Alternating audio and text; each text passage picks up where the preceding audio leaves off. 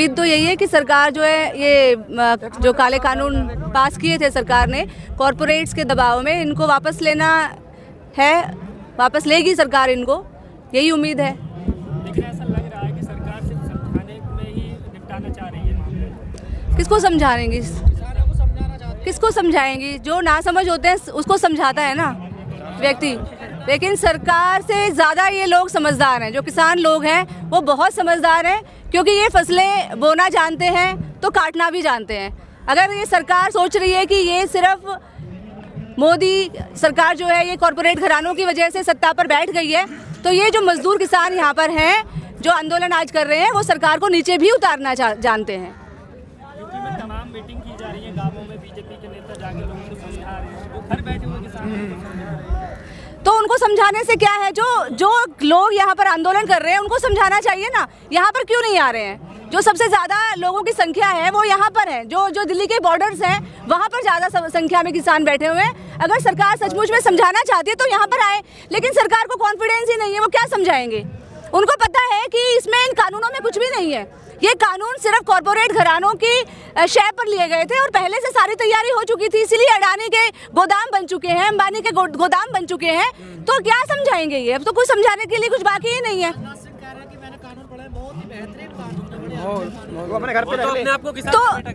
तो यहाँ पर आके वो बताएं ना, यहाँ देखिए किसान का बेटा है, मैं भी किसान परिवार की बेटी हूँ, आप लोग भी किसान परिवार के बेटे हैं, जितने भी यहाँ पर हैं आए हैं ना ये लोग यहाँ पर, क्योंकि इनके दिल में दर्द है। जिसके दिल में दर्द होगा आज वो इस आंदोलन के समर्थन में होगा, जिसके दिल में दर्द नहीं है वो सारा भाषणबाजी करेगा कि हमने कानून पढ़े हैं, बहुत अच्छे हैं, ये सारी बातें।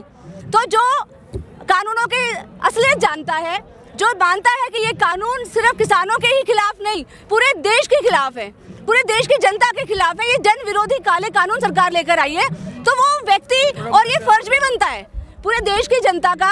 अगर हमारे देश की जनता सचमुच में ही अन्न खाती है, जो अनाज जो लोग खाते हैं, अगर वो सचमुच में ही ये सोचते हैं कि क्या हो रहा है देश में, तो वो एक न एक दिन ज़रूर यहाँ पर आएंगे।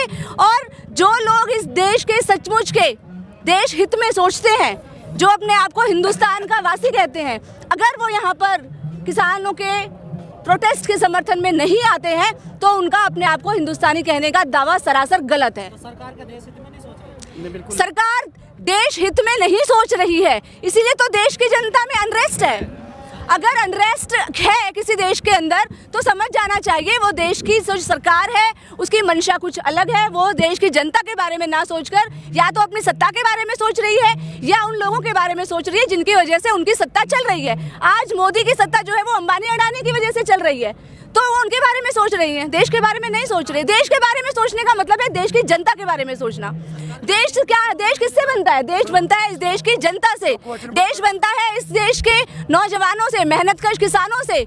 लेकिन आज अगर उसके बारे में नहीं सोच रही है सरकार, सोच रही है इस देश के पूंजीपति घरानों के बारे में, तो ऐसे देश नहीं है वो, देश यहाँ है। तो देश के बारे में सोच रही होती तो सरकार भी यहाँ होती। हर सरकार सोचती है उद्योगपतियों के बारे में। बिल्कुल, हर सरकार, जब से हमारा देश आज़ाद हुआ है, भैया आपने बिल्कुल सही बात बोली है। जब हमारा देश, आप इस बात को एडिट कर देंगे मैं जानती हूँ, क्योंकि पहले भी एडिट हो चुकी है, क्योंकि 1947 के बाद से जब से हमारा देश आज़ाद हुआ है तब से इस देश की जो हुक्मरान हुए हैं, चाहे वो किसी भी सरकार के हुए, किसी भी झंडे की पार्टी के हुए हों, उन सब ने इस देश की जनता को धोखा दिया है। आज़ाद किस लिए हुआ था हमारा देश? ताकि इस देश की जनता के किसान मजदूरों को रोजी मिले, रोटी मिले, रोजगार मिले। लेकिन आप देख रहे हैं कि इस देश के जो शहीद हुए हैं, शहीद आजम भगत सिंह, चंद्रशेखर आज़ाद, उन्होंने किसके लिए कुर्बानियाँ दी थी? इसके लिए कुर्बानी दी थी कि इस देश की सत्ता पर अंग्रेज चले जाएं और काले अंग्रेज आ जाएं, इसके लिए नहीं दी थी। लेकिन आज वही हुआ। चाहे कांग्रेस सरकार हो, हमारे प्रधानमंत्री जवाहरलाल नेहरू जी ने इस देश के पूंजीपतियों को अपनी जड़ें जमाने का मौका दिया। जो ब्रिटिश ईस्ट इंडिया कंपनी 200 सालों से इस देश की जनता को लूट रही थी, उनके बारे में उन्होंने नहीं सोचा। तो फिर ये जो शुरुआत से ही, सिर्फ ये बीजेपी की बात नहीं है, इसीलिए ये सत्ता की लड़ाई है, ये सरकार के खिलाफ लड़ाई नहीं है। ये सत्ता जो पूंजीपति लोग चला रहे हैं, ये लड़ाई उनके खिलाफ है। और आज तक जो भी आंदोलन हुआ 1947 के बाद, वो सभी सरकारों के खिलाफ हुए, चाहे वो कांग्रेस के खिलाफ हुए, चाहे बीजेपी के खिलाफ हुए। लेकिन ये पहला आंदोलन है जो टाटा, बिरला, अंबानी पूंजीपतियों के खिलाफ हो रहा है, कॉरपोरेट घरानों के खिलाफ हो रहा है। इसीलिए सरकार की नींद उठ गई है, इसीलिए टाटा, बिरला, अंबानी की भी नींद जो है वो खराब हो चुकी है, उनके हौसले पस्त हो चुके हैं कि अब जो भाषा भगत सिंह बोलते थे कि हमारी जो लड़ाई है वो इस देश में शोषण खत्म होने तक जारी रहेगी, ये लड़ाई आज ये लोग लड़ रहे हैं। ये मजदूर किसान अब उस बात को समझ चुके हैं कि हमें सत्ता को बदलना है। सत्ता और सरकार में बहुत डिफरेंस होता है। सत्ता जो है वो 5 साल में नहीं बदलती है, लेकिन सरकार बदलती है। सरकार बदलने से कुछ नहीं होता। और ये जो 3 काले कानून भी इस मोदी सरकार ने वापस ले लिए ना, इसके बाद फिर काले कानून आएंगे। इसीलिए सत्ता को बदलना है, इन पूंजीपति वर्ग की सत्ता को बदलना होगा। उसके खिलाफ लड़ाई हमें मजबूत करनी होगी, और वो लड़ाई इस देश की मेहनत कर जनता, मजदूर, किसान, छात्र, नौजवान और महिलाएं एक साथ मिलकर इस लड़ाई को अंजाम देंगे, और वो लड़ाई शुरू हो चुकी है। लेकिन मैडम, इस आंदोलन में देखा गया खासकर उद्योगपतियों को निशाना बनाया जा रहा है, जैसे उन पर टारगेट है। क्या उनका कोई योगदान नहीं है इस देश में? देखिए, योगदान हर व्यक्ति का योगदान को किसको कहोगे आप?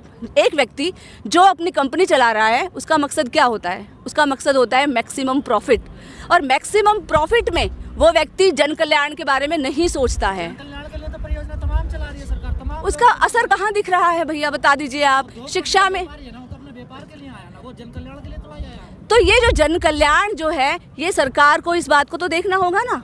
तो व्यापार के लिए आया है, व्यापार के लिए आप किसी की जान खत्म कर देंगे? इस देश की जनता, इस देश की जो जनता है, आप उसका ध्यान नहीं रखेंगे?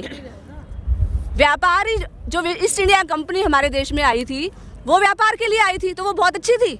व्यापार करते करते उन्होंने इस देश के लोगों का क्या हाल कर दिया, इतना भूखमरी के शिकार हुए लोग।